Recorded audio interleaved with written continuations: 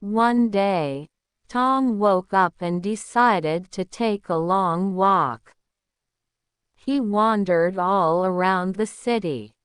Before he knew it, he had passed outside the walls of London. Soon Tom found himself standing in front of the majestic palace at Westminster. His heart raced with the hope of seeing a real prince.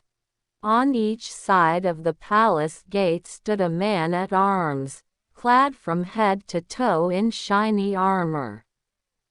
There were many country folk standing around, also hoping to see a member of the royal family.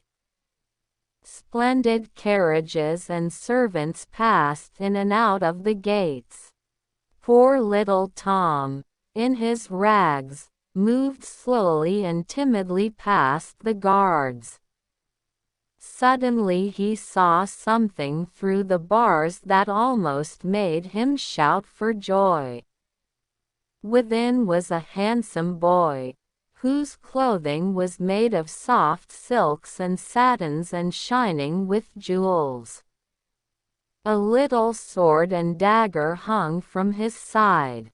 On his head he wore a crimson cap with drooping plumes fastened with a large sparkling gem.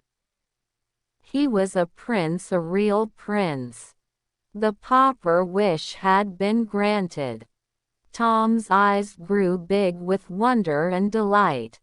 He wanted to get close to the prince. He pressed his face against the gate bars. One of the guards noticed and snatched him roughly away from the gate. The soldier said, "Mind your manners, beggars." Tom went spinning into the crowd. The crowd jeered and laughed. But the young prince came forward at once. He cried out, "How dare you treat a poor boy like that? Open the gate and let him in." The soldiers obeyed. Edward Tudor, the Prince of Wales, was moved by Tom's hunger and ragged appearance. Edward took Tom to a lavish room inside the palace. A feast, the likes of which Tom had only imagined, was brought in. The prince sent the servants away so that Tom would not feel uncomfortable. Then Edward asked Tom his name and where he lived. Tom told the prince about his mean grandmother and his scoundrel of a father. The little prince was appalled when he heard about Tom's beatings. Then Tom told the prince about his kind mother and sisters.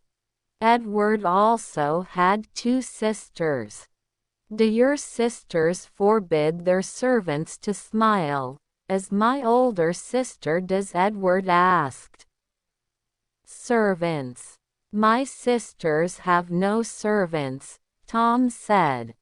"No servants?" Edward asked in amazement. "Who helps them dress and undress?" Edward couldn't believe that people lived without servants and dressed and undressed themselves. Then Tom told the prince about life in Awful Court. He told amazing stories about racing with friends and good times swimming in the canals.